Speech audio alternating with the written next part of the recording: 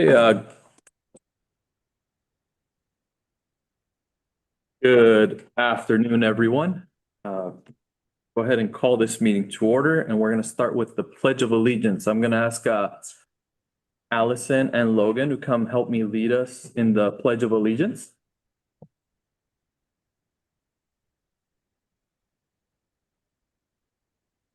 Okay.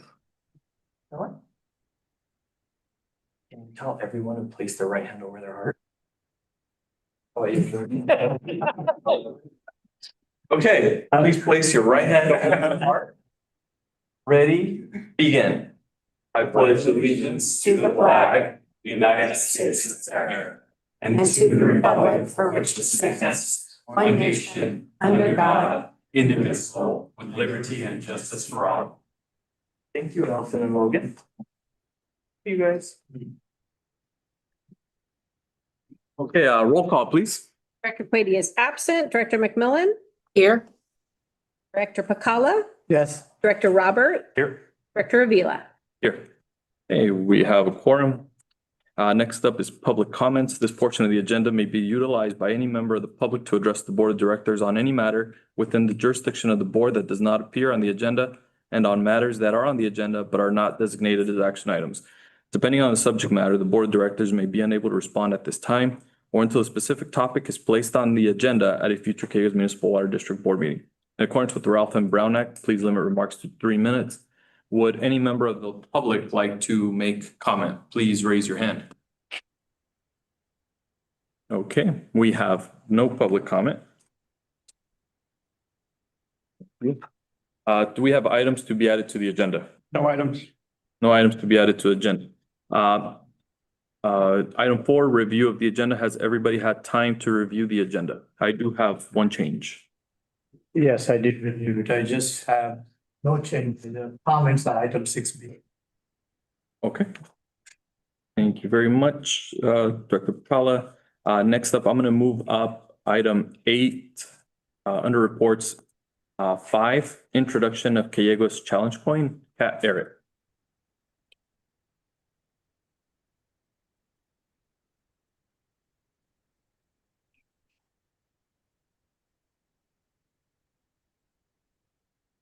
Meeting directors.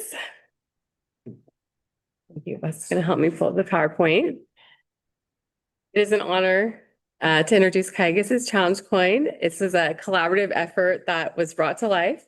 We felt it was very important to provide a bit of background and context before unveiling the design, especially since not everyone may be familiar with the tradition or significance behind a challenge coin. So in one moment, I'll get this pulled up. But in the meantime, what is a challenge coin? I think that was something that we went over when we first started looking at this. So a challenge coin originated in the military, over time has been widely adopted by legislators, public officials, organizations across the country. They are traditionally used and recognized for exceptional service, leadership, achievement, to represent shared values, a sense of belonging, commemorative, meaningful milestones, partnerships, or moments.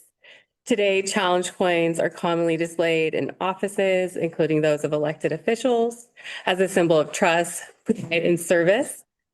The coins that you've seen from a couple of these slides right here are from the offices of Congresswoman Julia Brownlee, Assemblymember Jackie Irwin, Assemblymember Kate Sanchez, and even our board president's collection.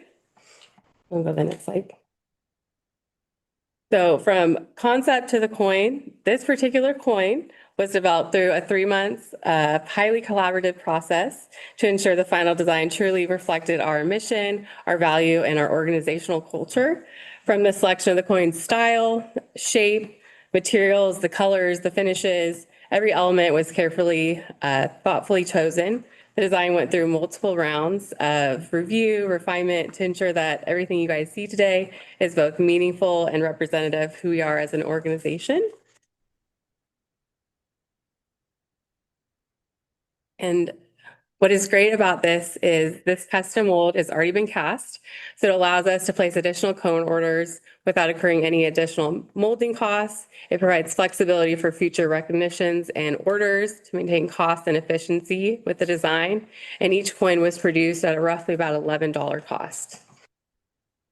In closing, it was my pleasure to spearhead this project, and I want to sincerely thank everybody who was involved in this effort from start to finish. The collaboration, the feedback, the shared vision made this project possible.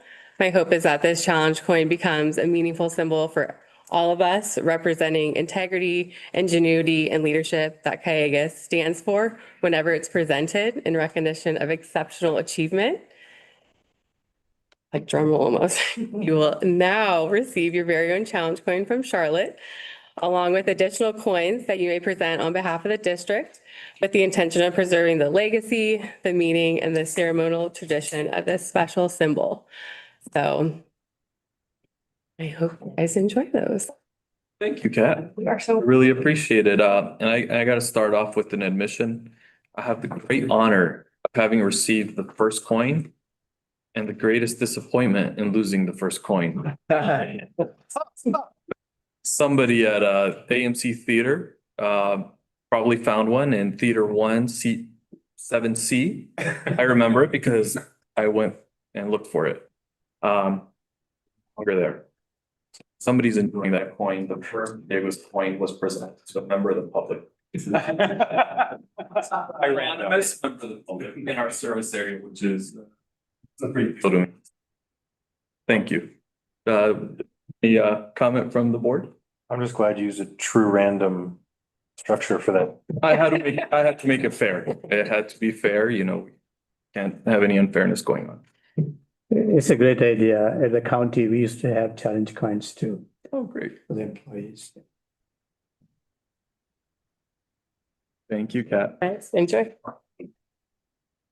Okay, now we're moving. Going to rewind here. We're going item 5, presentation.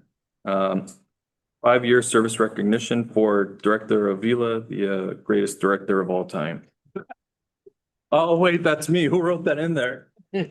Yes, and our, Oh, yeah. yeah. Vice President Thibault Robert will be handling this item for us. Thank you. So I don't speak a lot, so I wrote it all down so I could remember.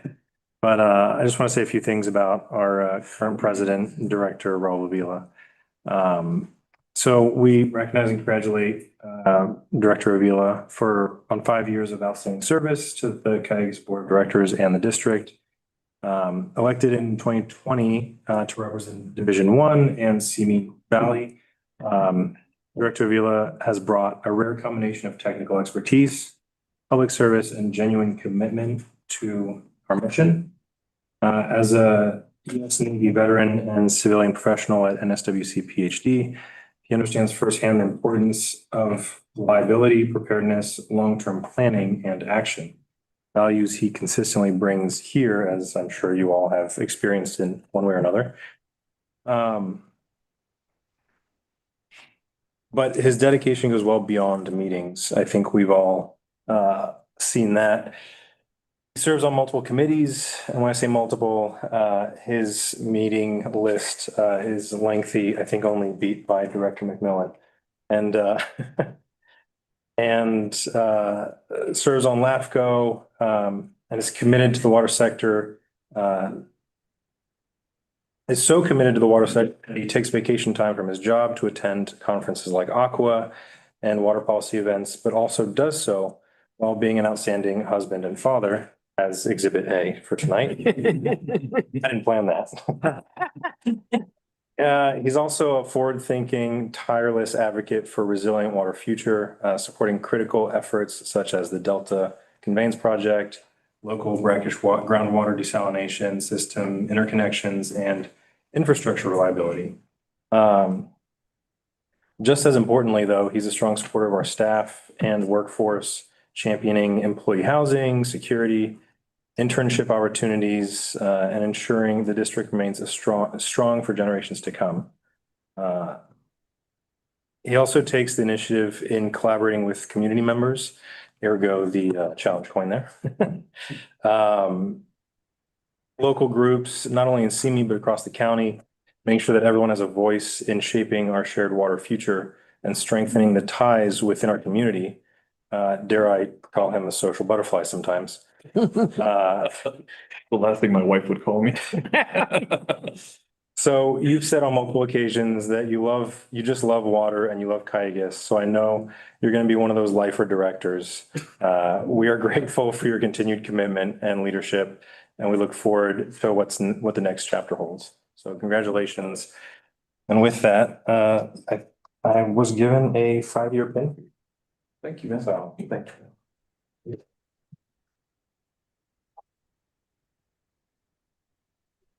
That's signaling the picture. So. Carla, come on, get in here. We're gonna hold our little. Oh, should we hold the challenge queens? I'm gonna hold one. Your moment and then the challenge goes. You guys want to do it in front of the logo? Oh, you're going to get a challenge. You wanna hold one? Oh, we should. In front of the logo. Raul, do you want to take your glasses off? Thank you. Oh, should we add Director McMillan to the picture? Oh, there we go. We'll hold up a laptop for the director. All right. Let me see. How do I select her? Get faces on sticks for people who are absent. That's like something is well within council. Yeah, I can do that. I can't open you, Director McMillan. I'm sorry. Okay. All right. Okay, ready? 1, 2, 3. Perfect. Great. Thank you. Thank you. Congratulations on your 5-year. Thank you, service. Director Pacala. Thank you. Well, if I may, Mr. President, I just have a few comments. Again, congratulations on your 5-year Thank you. service to the Calleguas. I have been here only 1 year, as you know, but I have worked closely with you on several issues. You have a lot of energy. You don't need much sleep to go anywhere. You fly for 24 hours and come back to the board meeting. Mhm. I appreciate what you do for Calleguas. You enjoy what you do, and then everything falls in place. Thank you, I Director. appreciate all the time you spend on Calleguas issues. Thank you. Thank you. I appreciate that. All right. Thank you, everyone. Let's move on. Okay, up next, we have item B, presentation of American Society of Civil Engineers, Santa Barbara Ventura Branch Project of the Year Award to the Calleguas Las Virgenes Municipal Water District, Intercut.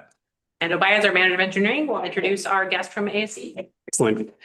Good evening, Board of Directors. It is my pleasure to introduce Sam Potts, who is the president of American Society of Civil Engineers of the Santa Barbara Ventura chapter, and he will be presenting the awards in the agenda today. So I'll invite Sam to come up and speak, give a few words.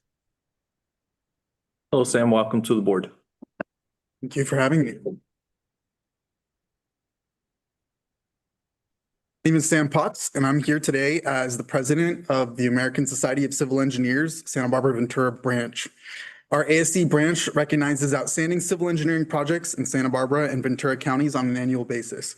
And it is my honor today to present not just one, but 2 awards to outstanding civil engineering projects and civil engineers here at Calleguas Municipal Water District. Also, maybe going into that C item on the agenda. First, we'd like to recognize the Calleguas Las Virgenes Interconnection Project, which we have awarded as our 2025 Outstanding Water Project. Our awards committee was particularly impressed that the project has enhanced reliability and resiliency in the water supply for more than 75% of Ventura County's population, as well as the project's collaboration towards regional water reliability. Other notable feats of civil engineering included an underground pump station with 2 vertical turbine pumps with 400 horsepower motors, a new underground pressure regulating station, over 2 miles of 30-inch diameter welded steel pipe, and the coordination of 4 complex pipeline shutdowns to ensure no interruption of water deliveries to Calleguas customers. The awards committee also recognized Calleguas' outstanding commitment towards being good stewards in the Oak Park community, maintaining consistent and detailed communications with the various neighborhood stakeholders. I like to say that everything in our built environment is made by people for people.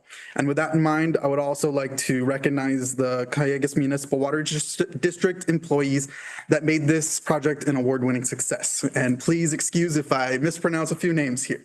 So Fernando Baez, Cesar Romero, Tim Powers, Greg Saab, Jamal Holtz, Nick Thompson, Sean Stillwell, Steve Lazar, Gennett Zimmerman, Megan Nielsen, Wes Richardson, Renzel Restrada, Mike Kidd, Matt Gomez, Jennifer Lancaster, Megan Schneider, and all of the operations and management staff, which helped with the numerous pipeline shutdowns and startup and testing efforts.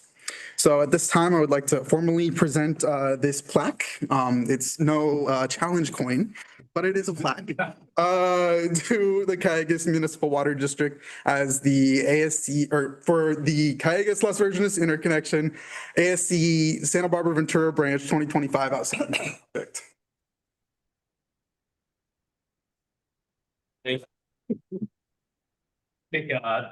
Board President, I'm not sure if you've seen that. So should we do a picture? Yeah. Come on.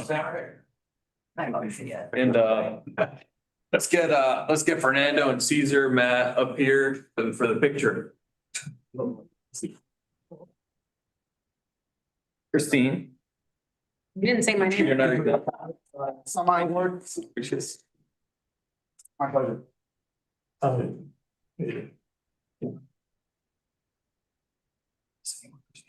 I think it's most of them. Everyone in the room here. Picture. You ready? Thank you. Nice job.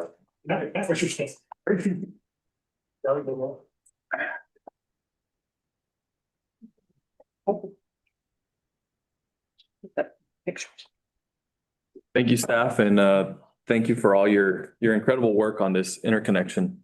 And would any board member like to make a comment? Well, I'll just say congratulations again. We're going to be getting more awards, I guess, moving forward. Okay, up next is item 5C, presentation of the ASCE Santa Barbara Ventura Branch Professional of the Year Award to Senior Project Manager Cesar Romero. Sam, please. Alrighty, well, you didn't have to wait long for more awards.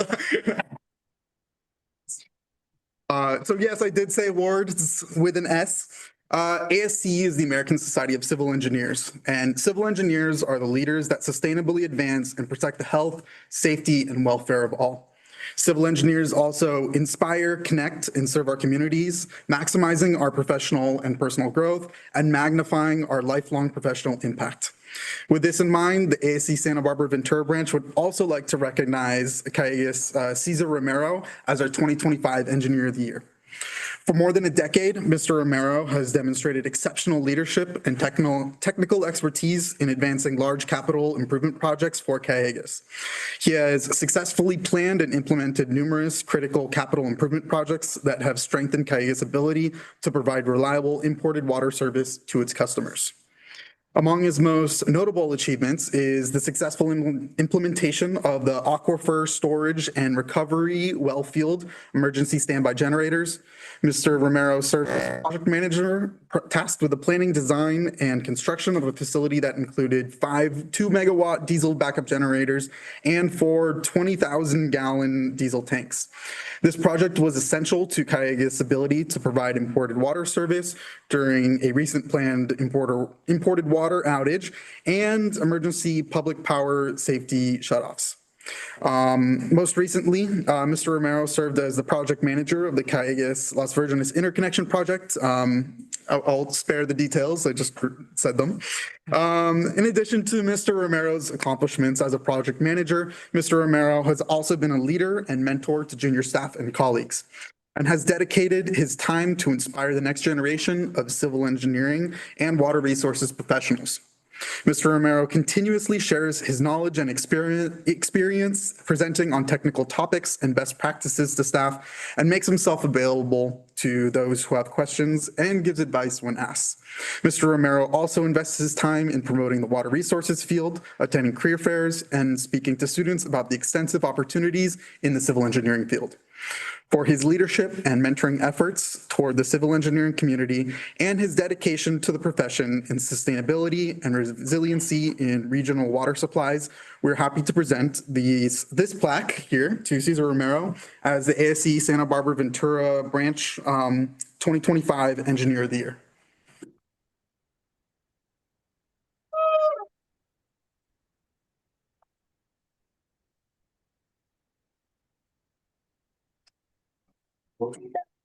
Congratulations, baby.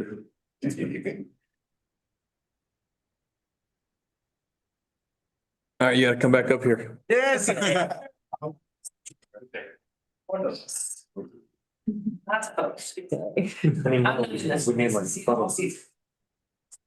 right. Susan, I'd also like to present you the first town's going first now. One up.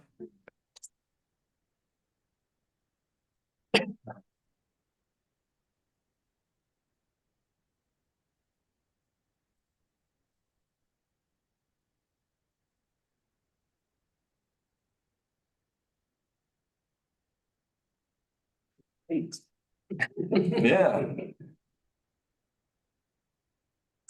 All right, thank you. Yeah.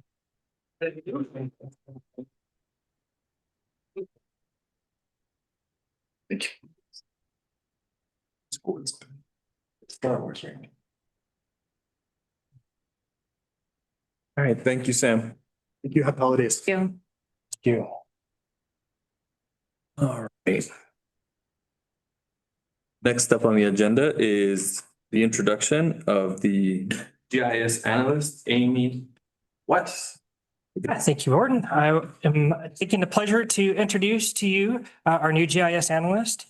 It was a direction that the board was thankful enough to allow us to go ahead and hire somebody that we needed qualified for a position that will well fulfill our duties in the future for the organization and making GIS a great aspect and great opportunity for us to keep developing further along. Some of you may have heard before, there was over 136 applicants for the job. It took us a little while to narrow down to where we were at. After 3 weeks now, I'm definitely 100% glad that she is on board and is already doing fantastic work for us, developing maps and working through our GIS system. And so I'd like to introduce Amy to give you guys a little bit more introduction about herself. Good evening, members of the board. Thank you for the opportunity to take on the first ever role of JS analyst for the district. For my background, I hold a bachelor's degree in geography from UC Santa Barbara, and I have been in public service ever since.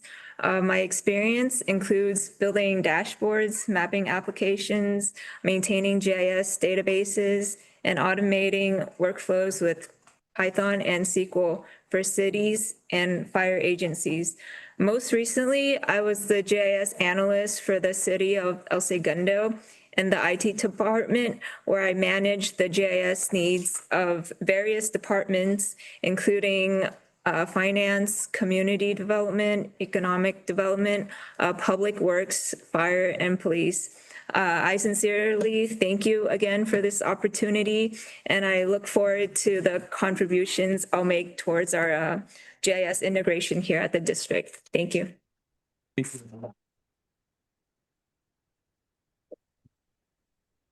Thank you and welcome, and we look forward to all the great maps you're gonna create for us here. Thank you. All right, next up, we have the consent calendar. Would anybody like to bring any items up? I just have a few questions on item 6B, Okay, 6B, payment register. go ahead. Floor is yours. On page 2, there's a one-time payment of $76,021 for Altech Industries for 8 months of security services. My question is, why weren't they paid for 8 months? They're providing monthly services, right? I mean, they're not paid for 8 months?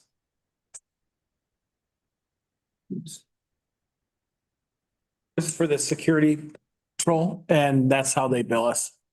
So, They bill us every 8 months? there's times where we get them 4 months, there's times we get them 6 months, and it just depends on how they send them in. Oh, We're not holding payment. Sometimes they delay on how fast they send us their invoices, so. interesting. All right. I thought people want to get money right away. You would think, it's not always the case, though. Thank you, Omar. Director Pacala, any? Still my turn. Okay. I have several questions. Oh, okay. On page 4, there's a payment of $5,033 for Babco for backflow testing parts. Is this for one backflow or several backflows? The following question is, are we saving money by purchasing the parts ourselves? So these are not for actual backflow devices. These are the gauges and calibration devices needed to be able to test them. So this is a new program to Calleguas, which is the backflow cross connection program, and our new cross connection tester needs to have these gauges, and we'll end up with 2 sets, one that goes to the potable side and anything associated with recycled water. Okay. Yeah, by reading, I thought we were buying parts and give it to somebody to fix it. Now it makes clear to me. Thank you. Yes, and any repairs on our backflows will be done internally. Oh, they're done internally. Yes. Okay. Thank you. Thank you. On page 5, there's a $1,865 payment for contractor compliance and monitoring for 2 construction projects. I guess this question is for engineering. Does Calleguas perform labor compliance for all construction projects or only for selected or grant-funded projects? It is for our capital infrastructure projects. We hire CCMI to help us with the monitoring of payrolls and labor compliance requirements on our projects. So what we did not have, for example, the emergency repair on our turnout a few months ago, we did not have CCMI on board for that. But for our large capital improvement projects, we do hire them to track the contractors' reporting requirements. Okay. My experience was we were doing only where it was required. What I'm understanding. There's been some legal changes in what's required for prevailing wage monitoring and labor compliance since you retired from. Okay, so an not agency every public Because project. we didn't used to do it for every project either. Okay, So without getting, this is the approach that we have taken under legal advice from a labor compliance law expert. I don't think I would want to say anything else no, yeah, that's fine. That's in public session. I don't think Walt would let me. Thank you. Okay. This is just a comment. Dan, thank you for including the Edison power charges. You listed all of the power charges. That's on page 11, I believe. And there are a total of $197+, which means we are paying Edison more than $2 million per year. I just want to say, this is something of interest to me. I'd like to have more discussions about the electricity costs and what we could do to offset some of the costs at committee level meetings moving forward during next calendar year. I'm just making a comment. That's all I have on that. Take that down as an action. Okay, thank you, Director Pacala. So does the board, Director McMillan or Director Roberts? Yes, I have about 4 questions. Back on page 2, Advent Tech, we paid for PC for turnouts. What's PC? Director Ramon, those are the computers that we have at our turnout. So as part of our metering system at all of our purveyor meter turnouts, the computers, we have computers locally. They're there for a reason, and that reason is to make sure that we always get our data from the site. So they're run off of a cellular communications network, and at times we'll have cellular network outages that would result in a gap of data. But the local PC is able to store the data locally, and then once the connection's restored, is able to synchronize back up to our network here and put the information in place. That makes sense. Okay, on page 3 for aquatic, they did a dive survey. Were they surveying the dam and the pump, or what was the result? I assume this is, you're talking about aquatic bioassay? Is that Yes. correct? Yes. Okay, I'll let Omar handle that. Though I know the answer. Yes, that is for our SMP discharge line, which at the next board meeting and during the MSR, we'll have another report and a video of those divers and what they found. Okay, great. But there's And- nothing to worry about. Okay. Everything looks great. Okay, and then The on waterway. page 3 for I think it was convergence. I can barely read my own writing. Camera replacement. What cameras were replaced? Page 5. Bottom of 5, convergence. 5, okay, thank you. I'm sorry, I don't follow. Yeah. That's the remainder. So we had 8 cameras that were around the lake that needed to be replaced because of aging out on infrastructure. And so we had a charge that had gone through a little while ago as the first payment towards those cameras. They've been installed, and this is the next payment towards the work that's being done. And they are working on getting the software upgraded and finalized. And I believe we'll end up with a third payment. We'll be going to complete the project. Okay, then my last question just was a general. We have, or we do have conducted hearing and respiratory tests. Have we ever found anything, or are our employees pretty healthy? What's that? The hearing and respiratory tests. So that's a standard OSHA requirement that we have to do. And it wouldn't be anything we would disclose or could disclose related to what we find with the employees. But to clarify, the hearing tests are done as a monitoring, both as a baseline, and this is staff that has significant field responsibilities and may have significant occupational exposure, does allow then to compare year over year to see if there's any issues so that, employees can seek care if it's needed. And the respirator testing is basically a pre-clearance step to allow folks to continue to use an air purifying respirator if it as required for their job. That's a smaller subset of employees. That's a pulmonary assessment and it's done under position. So Okay, well, that answered the question. it did. I'm pleased to see we're taking care of our staff. Thank you. That's it. Okay, thank you. And with that, I'm looking for a motion. I had a question. Mostly on page 10, 11. On page 10, we've got NV5 Inc. construction material testing for 8,700. It says Spring Road turnout investigation and repair.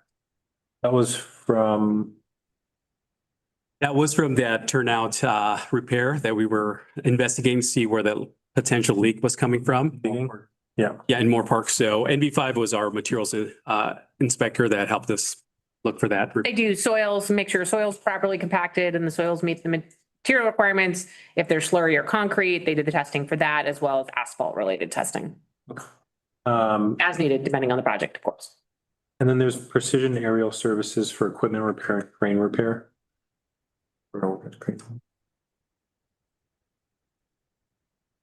I'm just curious about these. These are for our lifts that have to be serviced or maintained. So we have one hydraulic lift that we utilize. So anytime there's Aerial services. I see. And then there was one more, Sunbelt Rentals, a backhoe repair. What's the story there? we punctured the sidewall of a tire working up at the well field with as we were moving some metal. So they required us to take care of that. Yeah, all right, it happens. Thanks. Anybody else have any other questions?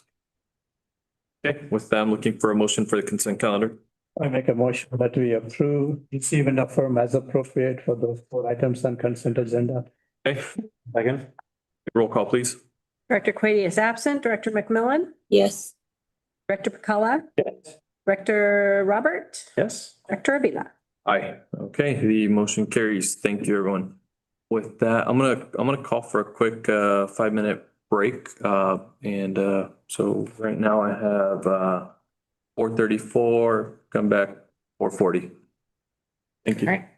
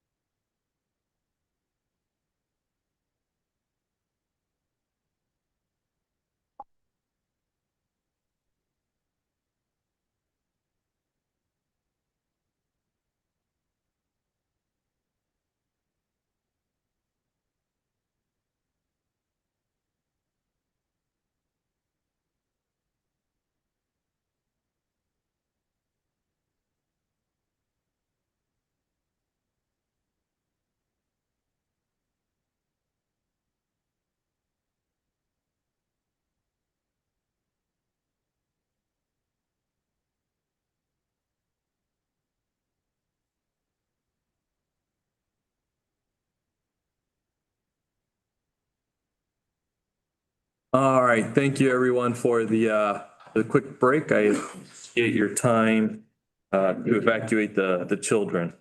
And with that, we're moving on to action item 7. Seven action items. Do we have any action items? We do not. No action items. Report. First up is the monthly status report. And let's go ahead, kick it off with item 4. Right. Charlotte is going to present this item for us. As soon as PowerPoint is done thinking about it. There we go. Great. There we go. Well, good evening, directors. So the Calleguas Regional Legislative Group that I chair meets quarterly, and it consists of staff that work on legislation from other purveyors. And we always have elected officials, staff joining us, but this was very special because we had Assemblymember Irwin joining us in person.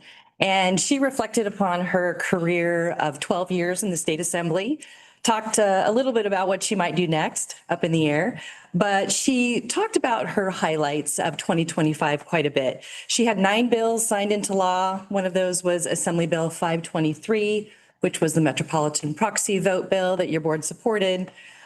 She also talked about the safety fair that she held this year. We attended that one as well as the one last year.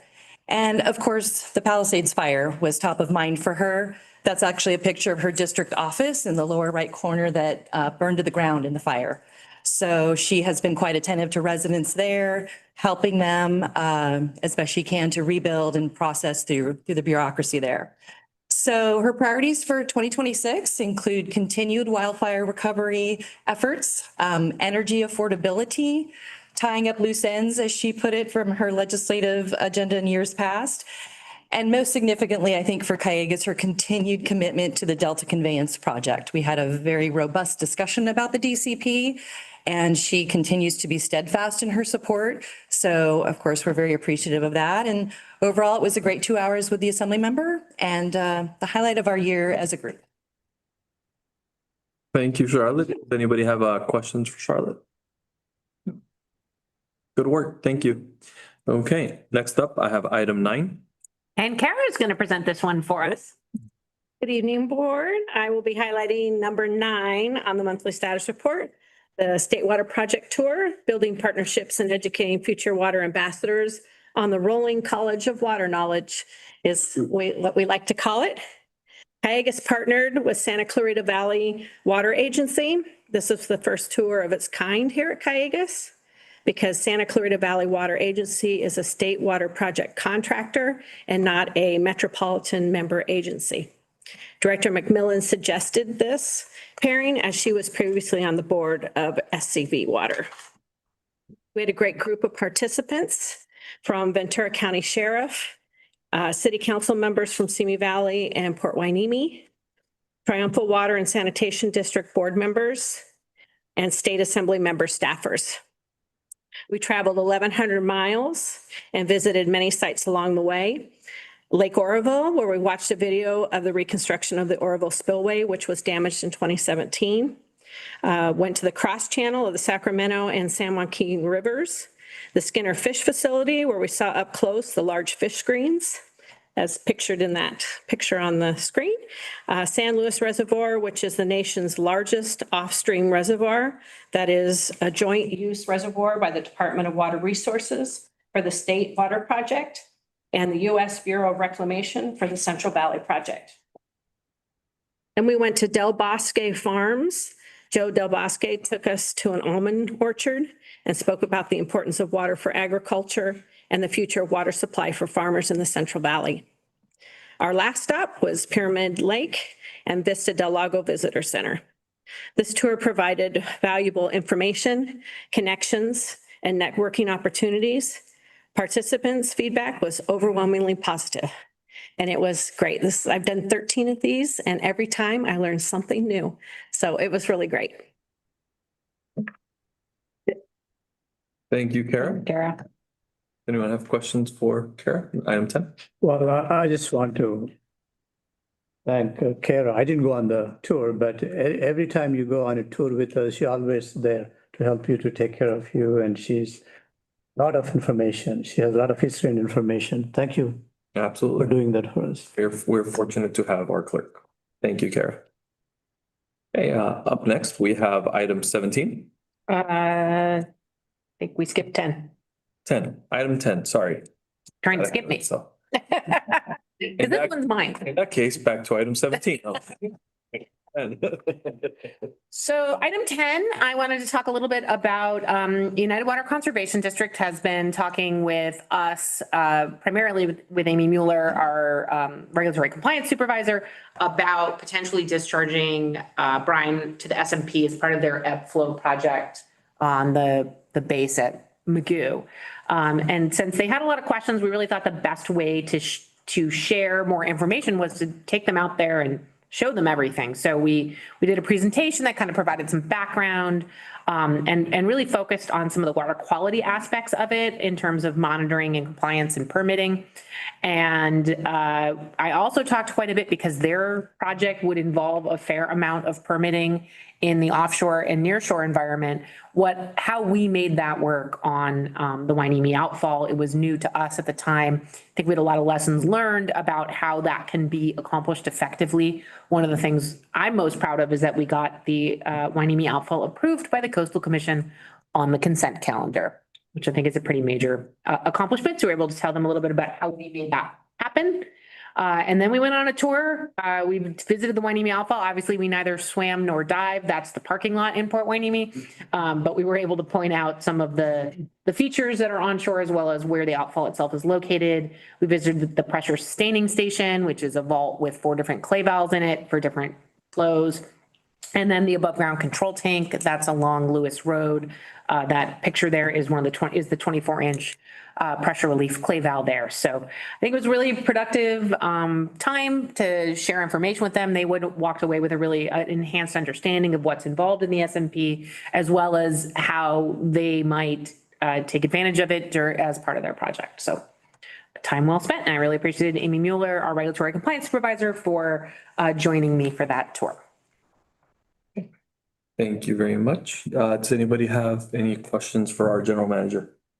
I think it's great that we support other districts, even, without anything to gain other than, local collaboration and infrastructure and a common goal. So I was really happy to see this. Thank you. Absolutely. No problem.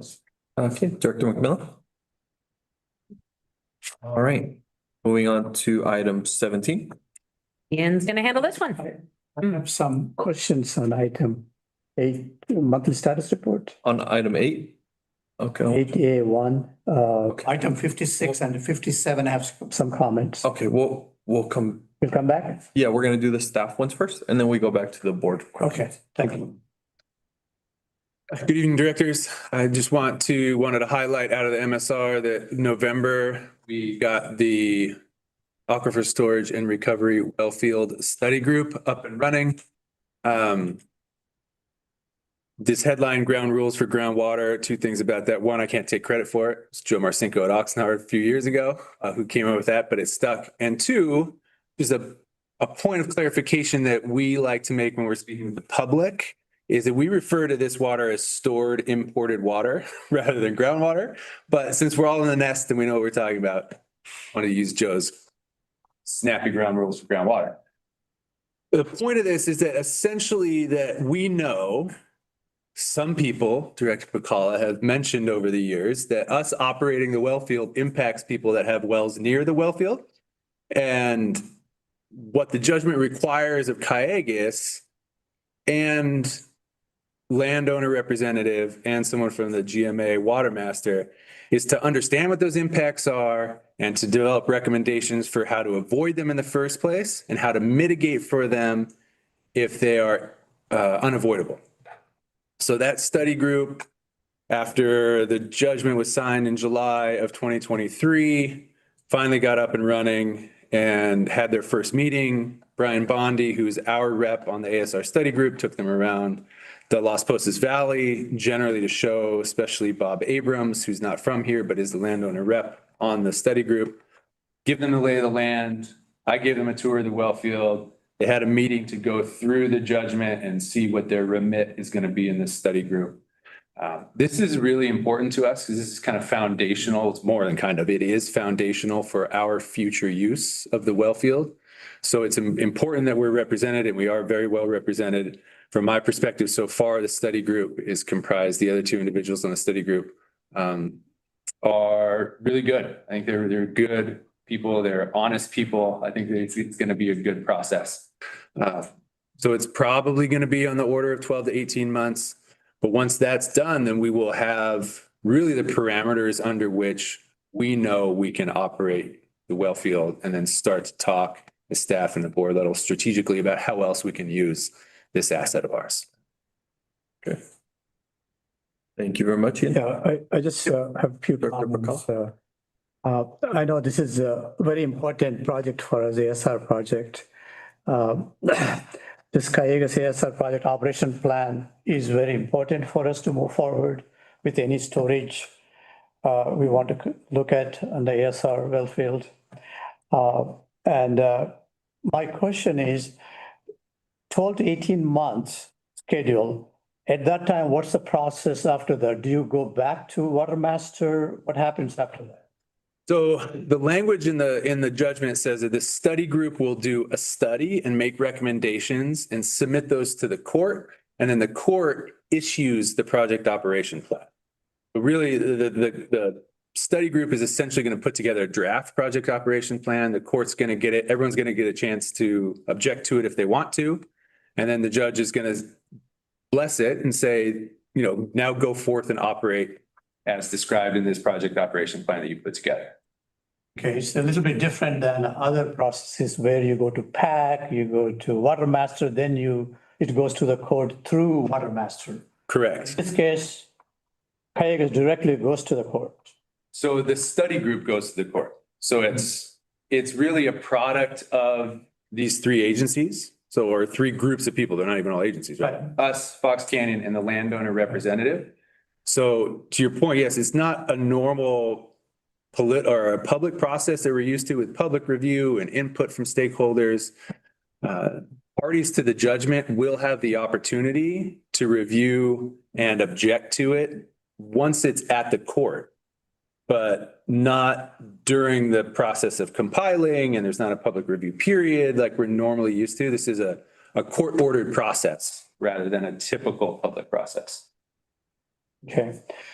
You previously mentioned, I believe, this is not a Brown Act committee, right? There's no requirement for public input. If somebody wants to go to the meetings, could they go?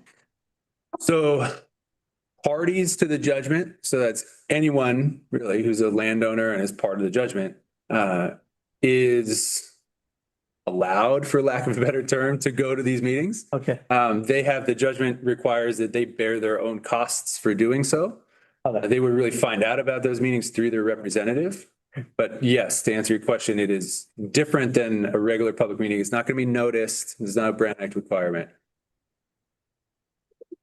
Should we announce GMA board meetings or water master so they know it's going on, or you don't see? Well, the water master, there's a water master GMA representative on the study group. So they're well aware of it. Would be informing the water master then what's going on this process? Okay. Yes, and we're splitting the cost, we being us and the GMA are splitting the cost of the study. So they're going to be aware when they get bills. We'll be submitting our bills every month on time. About 8 months later. Right. Okay. Thank you, Ian. Yeah. Thank you, Ian. Thank you, Director, for the great questions. Next up, we have item 44. Yes, and Fernando, as our manager of engineering, will be handling this one. Good evening, directors. I want to start off by saying I'm filling in for Jen Vasquez, who couldn't be here tonight. So credit to her, as she was the point of contact for this effort that's being highlighted tonight. We recently hosted representatives from Department of Water Resources, which toured 3 projects funded under Prop 1, Round 1 of the Implementation Grant Program. That included our project, the Las Virgenes Interconnection, United Water Conservation District's Iron and Manganese Removal Phase 1 project, and the City of Ventura East Side to West Side Waterline Interconnection Phase 2 program. These 3 projects that were funded increase water reliability and resiliency. And the good news was after that tour, we did receive a letter from DWR that closed out the grant. So It was a successful tour. The representatives were impressed by the infrastructure that they were able to witness, not just on photos that were received by them on a quarterly basis. And they left impressed and happy. It's incredible. Okay, thank you. Thank you. Okay, up next, Director Bacala, you had questions on item 8. Yes, I do have. If others have questions, go ahead. I'll take my questions at the end. Let's go ahead and let's go with 8. Okay.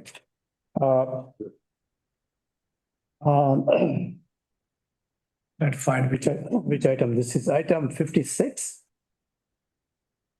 This is ASR operations, I guess. During this MWD shutdown, how many of the 18 wells are we going to be operating? So, thank you. Great question. The number of wells that would be operated really is dictated by the demand of the system. So, during this current shutdown, we're still able to get some flow in from LADWP. So what we're producing at the treatment plant is about 25 CFS, and what we produce at the well field is about 15. We can ramp that up as needed, or we can ramp the plant up. So we really have to look at the demands. And that would dictate how many wells we need to operate. So for 15 CFS, how many wells do you need to operate? I don't have that number right in front of me. I can get you that information. It's not that critical. I was just understanding how many wells are operating at any given time. That's what I'm trying to understand. Okay. Okay. I do have some questions you may not have answers for, but I just want to ask you questions and I'll make some comments. Favorite. So at this point, do we know what is at this point, do we know the ASR wellfield injection rates and volume, how much volume we can pump from 18 wells? As you know, whenever you have these wells constructed, they have to be developed properly. They're not developed properly, they won't really function properly. So have we tested this before, or this is the first time we are going through this process? There is some data that we've collected. We're trying to get more dynamic data as we inject and the influence from each well, which ones take more, which ones take less, but also which ones start stacking water within the column faster. So that's data that we're still pulling together to get different models. And the same thing with the discharge as well as we produce that water, trying to see how fast that drawdown in is, right? And trying to figure out what our gallons per minute per square foot of drawdown would be as well. So we are collecting all that. These wells don't normally run unless we're doing something during the shutdown.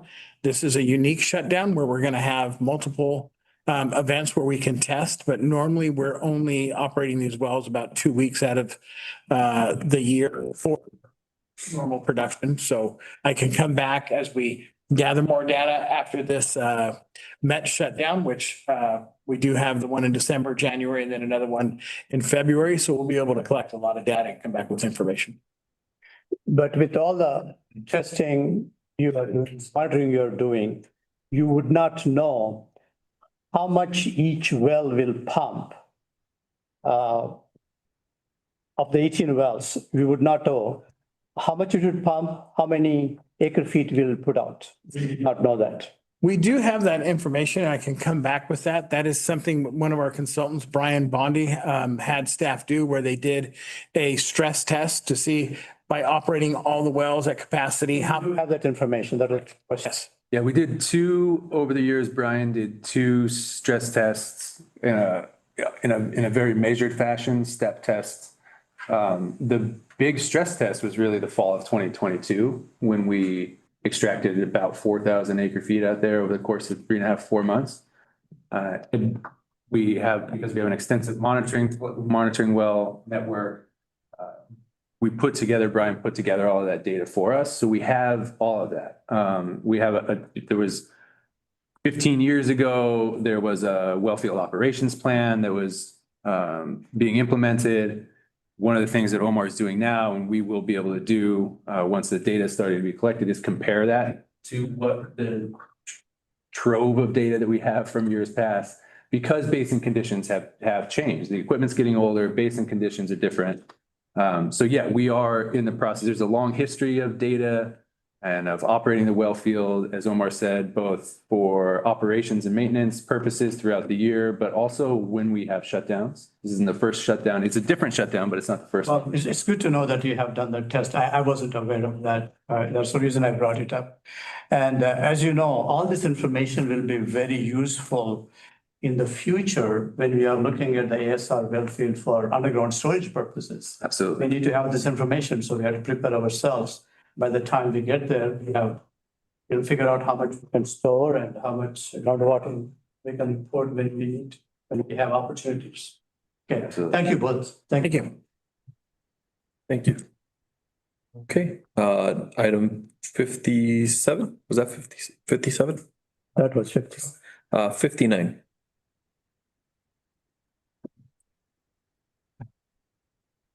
Oh, actually, this was the 51, the questions I asked. I covered everything in both, Oh, you covered everything in one? everything at once. Oh, good. I do have So one efficient. more.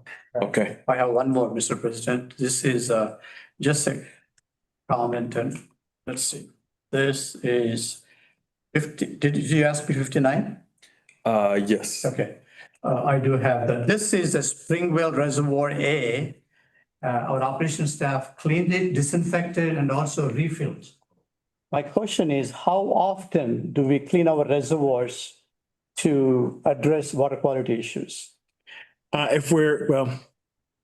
Interesting question. To prevent water quality issues, we normally follow whatever DDW requires, and that's usually a 10-year. But if you have any water quality issues, we address them immediately and try to figure out what they are. Sometimes it's just turning the reservoir over more.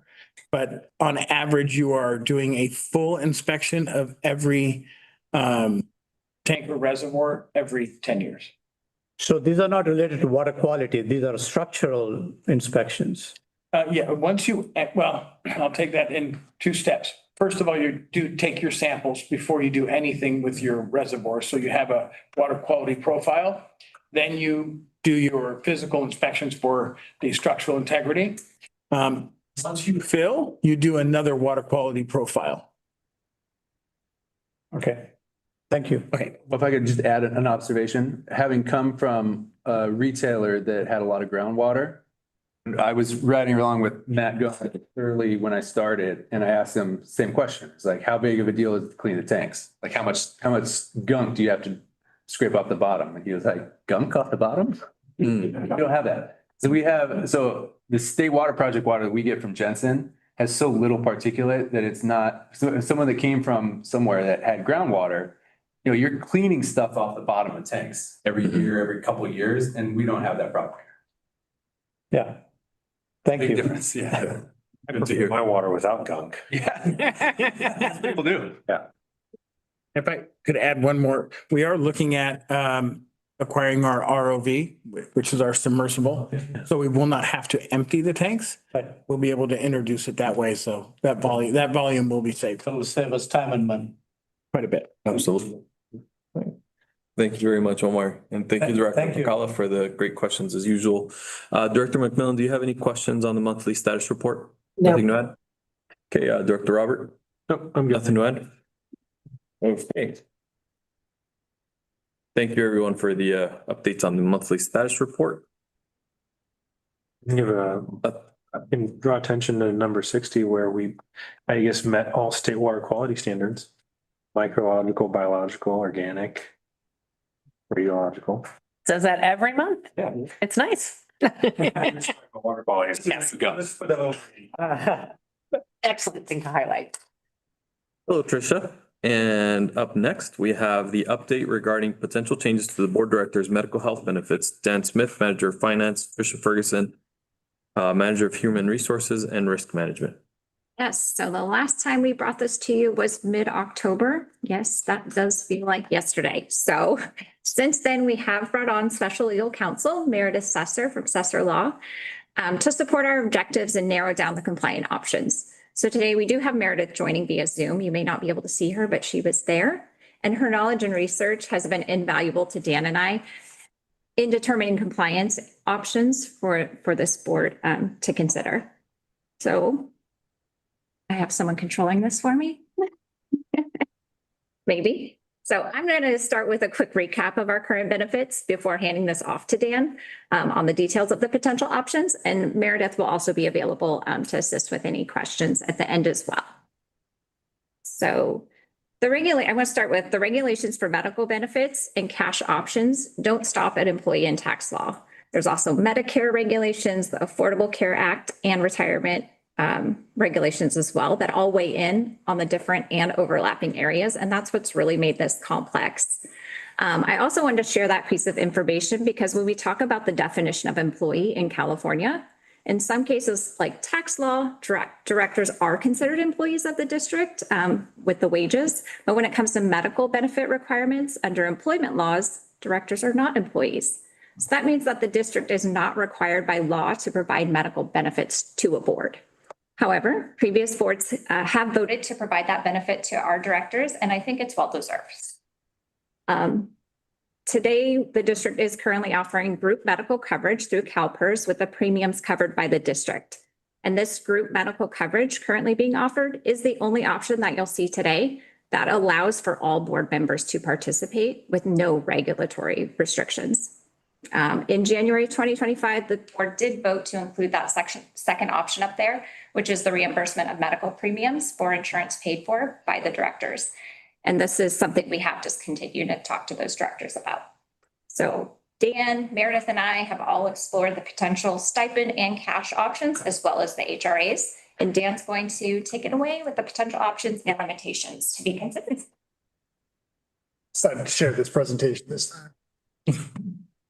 So I'm going to start with the fact that, again, this was very complex. And so what you're looking at is going to be a very simplified version of what we've had to go through on this.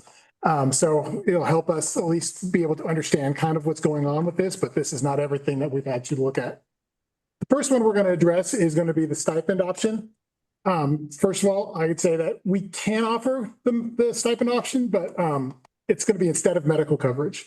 Typically, you see the stipend often offered to smaller employers that have 20 or less employees because the ACA allows you to not offer medical insurance. And so employers will offer this as a benefit to their employees where they can go out and purchase their own medical insurance and get a stipend to help offset it. In order for us to do it, it doesn't really work with our current medical plans. So we would have to discontinue our medical plan in order to go forward with this stipend. And that would affect, of course, people who are already on the medical plans as it is. But in order to do it, we would have to set an annual amount. We would be just distributing this monthly. This amount is not going to be restricted. It doesn't have to be used for medical. It's called a health stipend sometimes, but there's no real restrictions on this money. But it is also, it's also can't be tied to any director's premium like what we had in our code. And the amount that would be giving out would be a taxable amount. So it'd be considered wages to the directors. The other option we looked at was the cash in lieu of benefits. This is where we were looking at the Section 125 cafeteria plans. There are several cafeteria plans out there. One of them is the premium only plan. There's also a full cafeteria plan and also a simple cafeteria plan. All of them are pretty similar. They have a few different differences between them. All of them could be offered, and all of them have certain criteria that we have to follow. First of all, we would have to create a cafeteria plan that had an opt-out option that offered cash. That's first and foremost. But then with that, we'd also have to set up so that the director would have to decline enrollment in the district-provided health insurance. And then the director would have to have coverage, group health coverage or coverage from another source, previous employer. It could even be sometimes Medicare supplement or some other supplement plan. So we'd also have to establish a set annual amount that would also be distributed monthly. This amount would be taxable as well. The one problem with this is that we run into Medicare eligible directors cannot participate in this option. Because of the fact that Medicare has secondary payer rules that restricts agencies like us from offering a cash benefit to Medicare eligible employees to not take our insurance and go directly on Medicare. Medicare likes us to be the primary insurance and then be secondary, make us pay for everything, or government pays it for what's left. The federal government is the opposite. They force you for them to be primary. It makes this very complicated. Yeah. So again, we'd have to establish an annual amount for this that would could be distributed monthly. The amount again would be a taxable amount, so it's taxable income to whoever would be taking the cash. But again, the Medicare eligibles would not be able to participate. The last one we were kind of looked at was the HRA plan. Now this slide should look a little familiar. We did present this before. We did discuss this with our specialized legal counsel. We went through all these options just to make sure that we were on the right track, and we did have a good understanding with it. And yes, we did. The individual coverage HRA does not work because again, we'd have to kick everybody off the health insurance, can't offer both the individual and group health at the same time. And the Medicare HRA is for retirees of the district and not active employees. So those two were pretty much crossed off, leaving us only with the group health plan HRA. That would be something that would be available to the district. The HRA plan does allow for tax-free reimbursement of qualified medical expenses to the director and dependents, but premiums of any sort are not covered in this plan. No Medicare premiums, no premiums for other employers, none. So one of the things too, we'd have to set this up. This would be sort of an opt out of our medical coverage, opt in to the HRA. We wouldn't be running both at the same time together. But there would be some restrictions on it where the group medical coverage can't be an individual policy. It has to be group health coverage. It's a group health plan, HRA. You have to be enrolled in some sort of group health plan. So this works for directors who already have coverage through their current employers, but it doesn't necessarily work for retirees unless you have retiree medical through your previous employee before you retire. So it is something, again, that's going to restrict who can do it based on if you're retired or not. Again, we need to establish an annual amount for this one. This is not something that's monthly. This would be an annual amount. There are no legal restrictions on how much for this HRA. Other HRAs actually do have amounts that you're limited to, but this one does not. And anything reimbursed through this HRA would be tax-free. It would not come with the taxable side of it. So kind of where does that leave us? So looking at the admin code too, you have to change the language. We got to get rid of the language that's in there for the reimbursement option because it doesn't work with the stipend. It's not working with the cafeteria plan. So it really doesn't fit into any of those categories. So we're going to remove it at the next meeting when we make some adjustments to the admin code to fix that. There are also Medicare eligible directors have limits. They can't get the cash in lieu benefit because they're not allowed due to the Medicare secondary payer rules that are set up there. And it would also possibly be restrictive to retirees who don't have group health plan from anybody. They only have an individual plan, which would make them not qualified to go onto the HRA. So really, I mean, the question is, can we do these options? Yes, we can, but it comes with guidelines and decisions that need to be made. Can we do the stipend? We can, but we'd have to cancel health coverage for all of the directors. Can we do the cash in lieu benefits with the section 125? We can, but no Medicare eligible employee would be able to opt out. And that could be an employee too, not someone who's retired, but anybody who's still working and is of Medicare age. You're not allowed to opt out.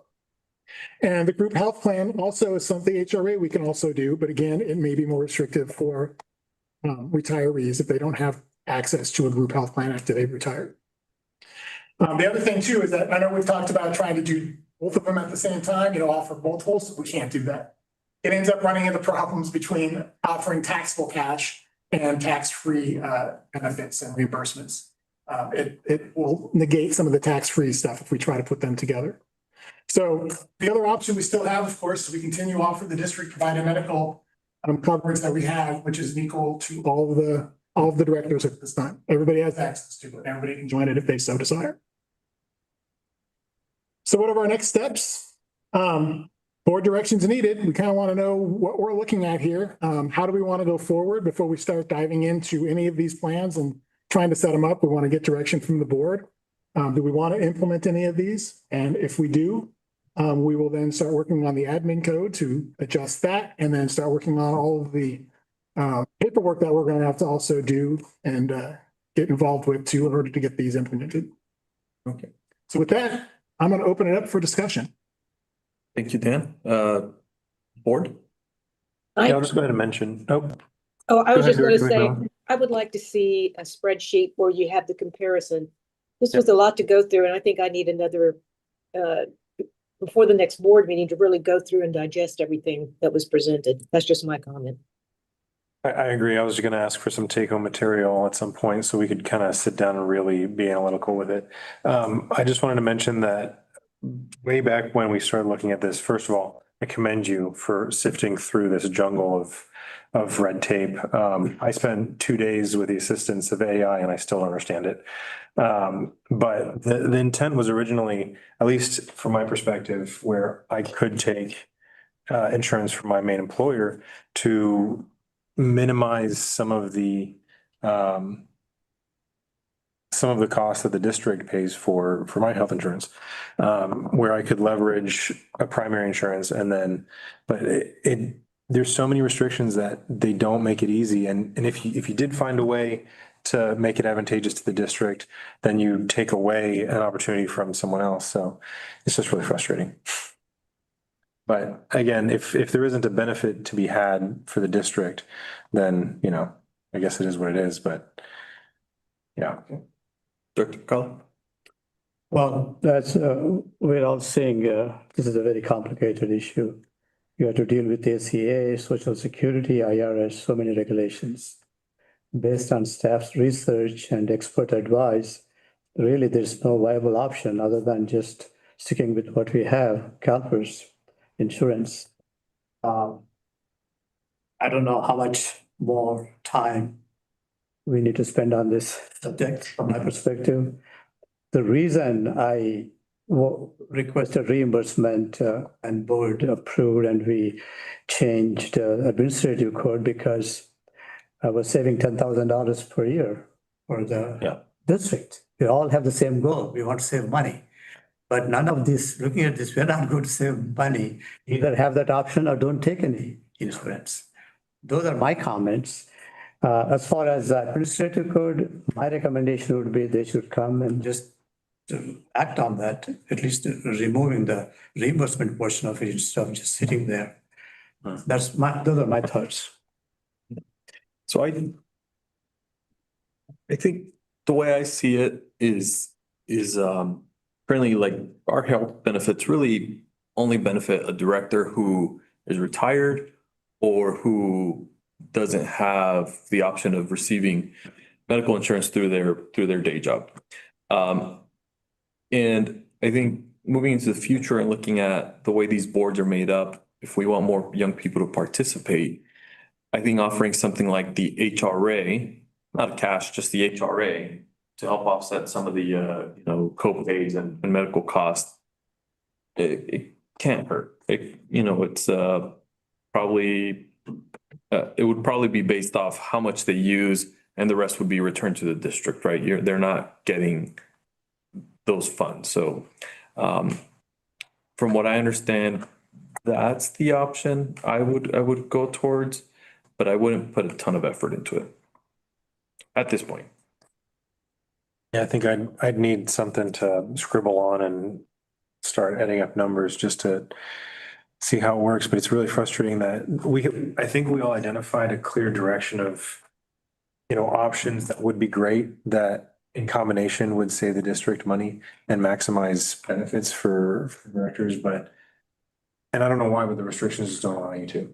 And I guess there are reasons for them, but I think these boards have mostly usually been made up of people who are retired who have more time. So maybe a lot of these laws are based off around that fact. So maybe there hasn't historically been a huge need for it. It just hasn't been Well, and none of these laws are really, I have any reason to believe they're really directed towards boards. I don't think. Affordable Care Act, you're talking about the IRS and what can be taxed and what's not taxed. Okay. You're talking about, and there's some retirements, laws in there too that require like the Medicare payer, secondary payer rules. Everything's got to be in a certain thing to make sure that it's going in the right bucket for being taxed, not taxed, and not being taken advantage of. Yeah, it's like a Venn diagram of regulation. Yes, it is.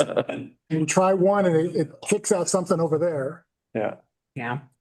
All right. Right. So what I kind of as a wrap up, firstly, I want to thank Dan and Trisha for all the work that they have put into disentangling this, along with working with special counsel, Meredith, to try to boil this down to make it as simple as it can be in light of what it is. We can certainly follow up immediately after the board meeting with a copy of the presentation you saw tonight. And then in terms of creating any sort of matrix, we'll have to talk a little bit about what that might look like. The next board meeting, we will be bringing revisions to the admin code, which will include removing that reimbursement language as well as a myriad of other topics. We can certainly agendize another discussion on this. But I don't know how much more staff has to bring to the board. We can simply agendize it as a topic for the board. You'll have kind of more time to think about what's been presented here, and we'll have some follow-up materials for you to consider for that subsequent discussion. Speaking for myself, if I've got the follow-up material to kind of go through and study, I think I can have a decision by the next board meeting. Same. I agree. All right, well, you'll have the presentation shortly after the meeting tonight. The other follow-up materials, Dan, Trish, and I will have to talk about exactly what form that can take in a way that is helpful to you and is more illuminating than confusing, which would be our goal. Okay, yeah, thanks. Please. Okay. Thank you, Dan. Thank you, Tricia. Okay. And with that, Dan Smith, October 2025 financial statements. Financial statements.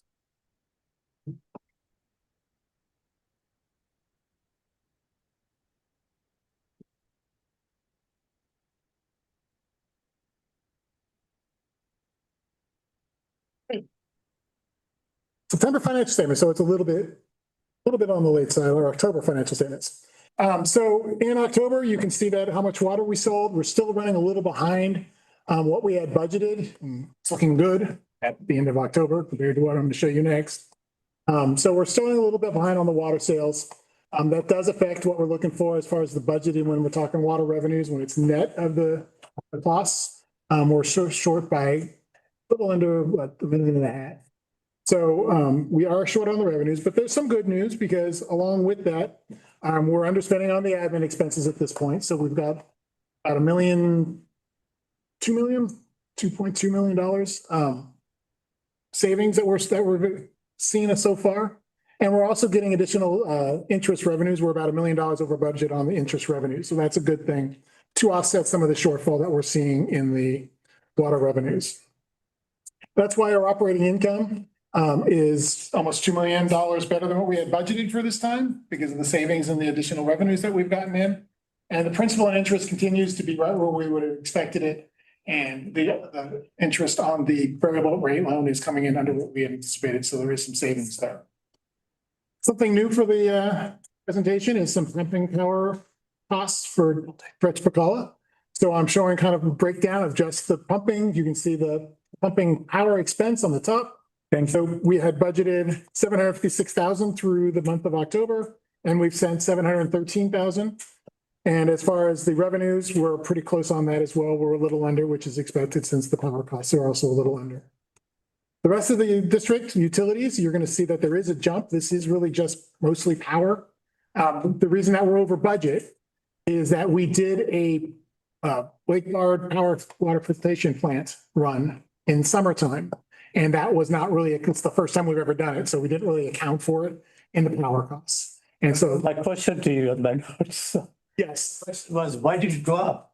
it's up because we did something that we've never done before. And so, yeah, and I think we're going to eventually work to separate that meter out so we have a better thing just for the Lake Bard filtration plant because right now it's lumped in with everything here and there's no way for us to tell exactly how much power that alone is using. Just to kind of give you another breakdown of what the pumping power revenue looks like. So we did have $100,000 come in. Total pumping expense was $168,000 budget wise, total wise. And so you can see this is where we get our totals for 421 on the revenue, 713,000 on the expense. So we're pretty close to where we said we would be for the budget at this point in the year. So we're looking good. Utilities is the only one that's over, but we know why that is now. Looking at the overall snapshot for the district for the month of October, you can see the water sales were quite a bit lower in the month of October because that was our, it was starting to get some rain. Water sales were starting to drop a little bit. But overall, we did really good with the month because we did have an extra revenue coming in for the interest, which offset a lot of the shortage that we saw on the operating revenues and the savings for the admin. So overall, the month we were doing really good. We actually brought in more than we had anticipated because of some of the savings and the extra revenue. Looking at our financial financial ratios, you can see that our current ratios and the quick ratio are both increasing at this point. It really has to do with our liabilities decreasing as we're paying less money to Met because we're going into the winter months. And so our liabilities are decreasing because of that. The debt ratio never really changes that much. We're also noticing that I did it. There we go. We're also noticing that our debt service coverage is beginning to decline a little bit. That's normal for this time of year. It is a little bit to do with the fact that we are underperforming on our water revenues, but we're also waiting for our property taxes to come in, which will shoot it back up to where we expect it to be. They come in twice a year, December and April. So we kind of wait for those time periods. That brings us back to where we should be. That's all I have for the financial statements. Unless there are some questions. Thank you, Dan. Questions from the board? I had questions, but he answered in his presentation. Yeah, he's pretty good. Try to anticipate what the questions are going to be. All right, Director McMillan, any questions? No, thank you. Thank you. All right. Since we already did item 5, and did we do number 4 yet? All right, up next, we have number 2025 water use and sales. Last presentation of the night. In open session. Okay, so November was not a real good water sales month. If you'll remember, we did get a lot of rain in the month of November, so that kind of explains why the water sales were down. But we only sold a little over 4,500 acre feet and we budgeted a little over 6,000 acre feet. So that really dampers what our expectations are going to be for the water sales. Overall, for the fiscal year, we've sold 34,300 acre feet. We're expecting to be closer to 37,400 acre feet. So we are in a little bit of a hole going into the winter months. And hopefully we can kind of pull a little bit of that out. We haven't got, I don't think, any rain in December yet, though I think there's a little bit on the horizon. And it's been pretty warm, so we may see an uptick in water sales for December, but nothing's guaranteed. The November one wrenched everything where I live pretty good. That just makes the fiscal year look pretty bad. I've been pretty far off in the last 3 months. It's getting worse, not better. So I got, you say I was doing good before, but now it's So close. it was. I used to be good. Now I don't know. But overall for the last year, you can see that it's still, not too bad. We still have some months. Last year, we had a very strong December and January. So that may still happen again this year. Just depends on what the rain cycle does. Looking at the overall Met invoice, you can see that we had total water sales of $6.3 million. We did put plenty of water into storage during the month of November, anticipation of these shutdowns that are coming for the next 6 to 8 weeks, 6 weeks. So we did a lot of the water. I think it was like 600 and some acre feet went into the well field. We also put another 100 acre feet into the Lake Bard in anticipation of the shutdown. So you always see that before the shutdowns. We put water in the ground so that we get nice clean water coming right back out of the well field. More storage in ASR field is good. We can defray some of the upcoming increases for MWD, right? Maybe. I'm not, we don't usually use the well field to offset the cost increases. We wait. Yes. And depending on how we run it, it could be expensive to be able to pump it all over the place.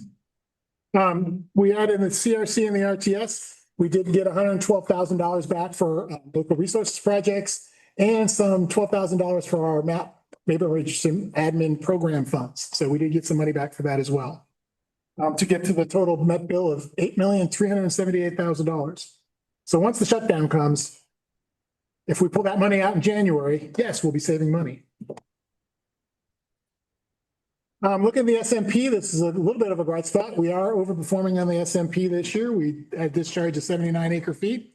We budgeted 66 for every month, bringing our total to 393 acre feet for the year. And we were expecting to be closer to 356. So we are a little bit ahead on the SMP. Do we know what the almost doubling of the SMP was for, or what it was from? From the previous year? Looking at it. Yeah, you know, the SMP goes in spurts. It depends if some of Camarosa is on or offline. So we have two people who discharge primarily into the SMP that we account for. Camarillo and Camarosa. If one of them goes down or shuts it down for maintenance, then you'll see that really drop. And for the last few years, Camarosa has really been offline a lot during the winter times. And this year they're not. They're consistently inconsistent? Yes, they are consistently inconsistent. Exactly. Okay. So I've lowered my expectations from both of them in the last few years because we haven't been meeting it. So it's kind of nice to see that they're exceeding my expectations this year. Thanks. Hydro generation sales, we brought in 56,500 for the month. We had budgeted 64, but that still puts us right in line with where we expect to be for the year. Downturn is kind of expected at times. We're looking at 370,000 for the total year, and we budgeted 365. So we're right where we think we should be. Overall, you can see that the water sales, $8.6 million, bringing our total to 65 million. We're a little under 4% under where we expect to be compared to the budget. So hopefully we pick that up. Recycled water sales continue to be strong. We're at 85% of what we budgeted, and normally we're at 58%. So I wish it was a little bit more water sales, but make up some of this, but it's not. SMP fees continue to be a little bit above budget as well. And the power generation is pretty much where we expected. It's about off by this. Looking at the cash, this is kind of an interesting one to explain to you. Yes, we actually did have a negative cash balance at the end of November on paper, not necessarily in the bank, although I think we did actually go negative in the bank for the last few days because we had a purveyor not pay the bill on time, and it was a big bill. It was $2.3 million. We did everything we could to get them to pay the bill on time, and they just didn't do it. So they're going to get a late fee. Oh, Pretty good hefty one. So but that was their decision. We tried to get them How much is the late fee? 1%. So it's like $23,000. wow. So just to kind of let you know, so this is what happened. And that's one of the reasons we have the late fees. You know, we plan on them. They don't do it. They don't miss that often because it's a hefty fine for them. Are we allowed to ask? Yes. Who was that? I thought it was one of the IOUs was Cal Yeah, it was like California Water. I want to say Lamb. Cal-American. Okay. It's one of the California ones. Yeah, it was California American Water. They are one of the larger purchasers because They have paid the bill. They did make it, but it wasn't until after the first of the month.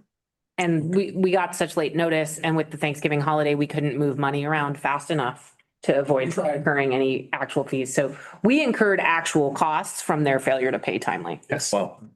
It's unfortunate. That's what the fee is for, so that we know we can offset that cost. Hopefully they get a strongly worded letter. Yeah, well, Pay on time. we haven't heard from them. Feel will be there. Okay. It's nice to hear that we tried to facilitate that. We did. We were in touch with them for the deadline to say, hey, we haven't got your payment yet. And to remind them. Okay. That's all I have. All right. Questions from the board? All right. Thank you, Dan. Appreciate everything you do. Thanks, Dan. Okay, up next, we have a general counsel report. I'll just point out the quarterly legal summary has been distributed to you. I'm sure you all saw it in your email inbox and closed session on the agenda tonight. Other than that, no report. Thank you very much. Up next, we have board director reports, committee meeting reports, any committee meetings? Not since the last board meeting, which was last Wednesday. Yeah, all right. Report of Aqua Region 8, Scott is not here. JPIA, Scott's not here. AWA, No updates since the last board meeting, since last Wednesday. okay, Fox Canyon groundwater. Yes, there was a GMA Water Master Board meeting on December 12th. It was the shortest meeting, only 20 minutes. Wow. The agenda included financial updates, minutes for the last 3-4 board meetings. Was there a quorum? Yes, all 5 members were there, believe it or not. Okay. And they also have published their meeting schedules. There's a lot of discussion about the upcoming meetings for next year, the committee meetings. There's nothing major to report to you other than just general information. Okay, thank you very much. Director McMillan, Metropolitan Water District.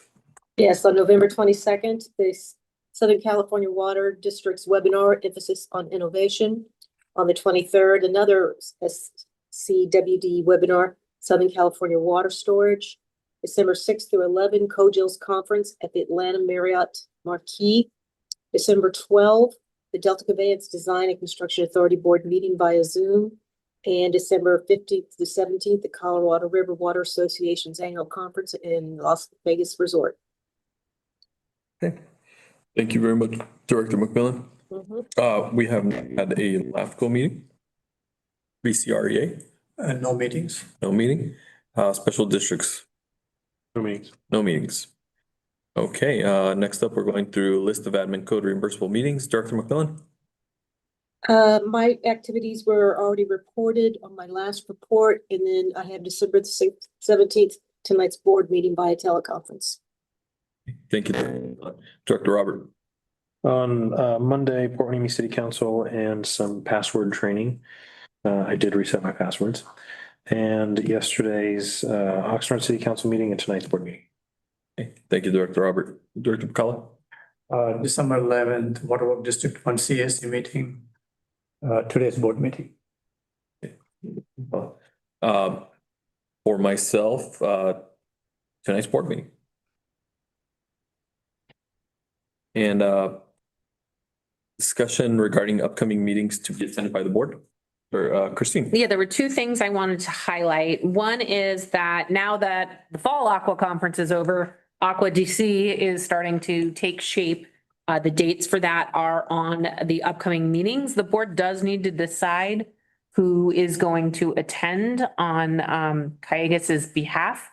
The way it's written in our admin code for the board to attend anything outside of California, it's got to be approved by the board, the president. We've kind of agreed that just consensus is fine on that.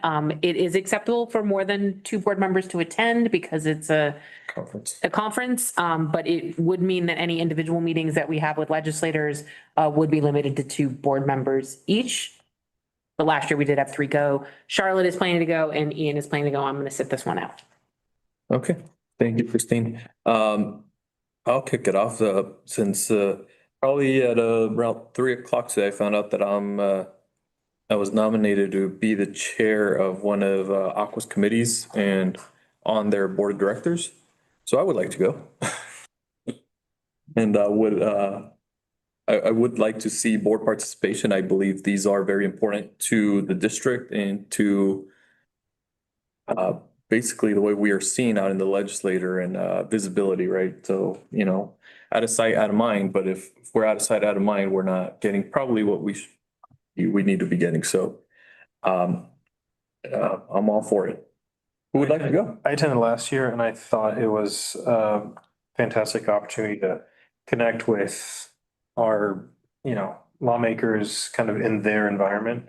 And I think we did a fine job alternating and keeping council off our backs for Brown Act violations. So I would say avoid Brown Act violations entirely is how I would characterize that. That's what I meant.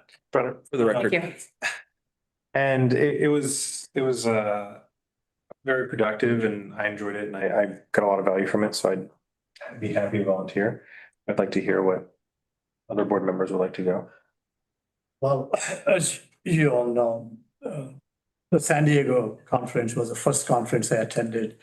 It was very informative. I enjoyed being there. As far as this Washington DC, as of now, I don't know whether I can go because of my other commitments. Okay. Director McMillan? Yes, I need to look at my calendar, but I am considering going. Please join us. Yes, sir. All right, sounds like we have 2 yeses. And 2 maybes. Pending further calendar investigation. Yes, I'll let. I know you're traveling already for a lot of February, so can understand if you would like to stay home some. The other item I just wanted to talk about a little bit is we are due to schedule an engineering and construction committee meeting in the next couple months, do the CIP update. I have a few other things to talk about. I think the power one is going to be a separate discussion. Because Director Bacala is traveling for a good chunk of February, and then the remainder is Aqua. The question for the board is whether you would prefer we then hold off on scheduling the E&C committee meeting until March when Director Bacala has returned, or whether we should have it in February and have the alternate sit in. Scott's the alternate. Sorry, Director Wade's the alternate. I thought I was the alternate for that one. I'm fine. It's up to you. I checked this morning. Well, we can reschedule it. We don't need to have right away. The alternate. That's fine. Any pressing matters for the engineering committee that? I don't think there's anything that can't wait until March. You know, we generally, that's the 24th. We generally try to have them every 6 months, but that is not a hard and fast rule. I would say let's wait for Director Bacala. Okay. I would agree with that. Christine, as I told you before, previously I said I'll be gone month of February. Slight change in plans. Oh, okay. I will not be here second board meeting in January and first board meeting in February. Okay. I'll be missing those 2 board meetings. Okay. Okay. Thank you for that clarification. Appreciate that. Note that accordingly. And then we will look for an E&C committee meeting date then in March upon your return. Gives us a little more time to prepare. Well, it sounds like he'll be back most of February, right? Just the first week of February, you won't be here. Yeah. Okay. There might be room in there too. All righty. And with that, do we have a request for future agenda items? Well, it sounded like there needed to be a follow-up discussion on the health insurance issue, as well as a future committee meeting to delve more deeply into power. Might put that under organization and operations. Yes. So we'll have to discuss that a bit before we pin that down. You like that in engineering? He was looking, you said operations, he was looking. Oh, no, my brain just went power. Involuntary things. Okay, thank you. Board member comments. Well, I just want to say this is my first anniversary on this board. Oh, It's exactly 1 year since I joined the board. do we have pins for that? And since I have been here, before I joined the board, one of the person I knew on the board was Scott. We worked in the same area. And I know some staff members. But since I came on board, I have the opportunity to meet everybody here and work with you all, the 3 board members I haven't known before. So far, I'm very happy that I'm here. And I hope we'll continue to work together to make improvements where necessary and keep the rates down. We're glad to have you here. And with that, let me see your coin. I would like to present you your 1 year. Thank you for your service. It's funny, I was reflecting earlier in the meeting how I've been very impressed with what you've done in your first year. Yeah. And I can speak for myself, but I think the rest of the board as well. We're happy to have you. So thank you. We absolutely are. You bring a different perspective. It's all mutual. Some great insight. It's a mutual respect. We all have the same goals. Yeah. Yeah. Absolutely. Yeah, I'm glad you all laughed. My wife says you all laugh at my jokes just because I'm president.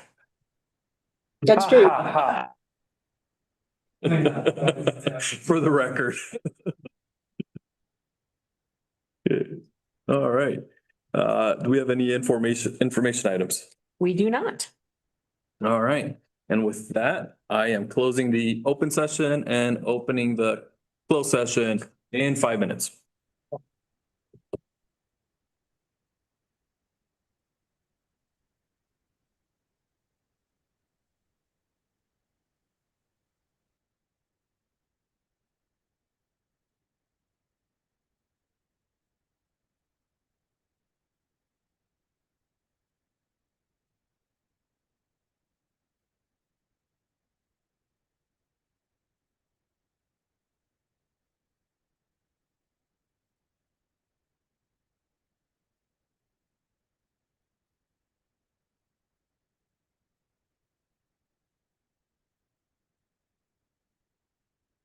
And with that, we are closing the closed session and opening the open session.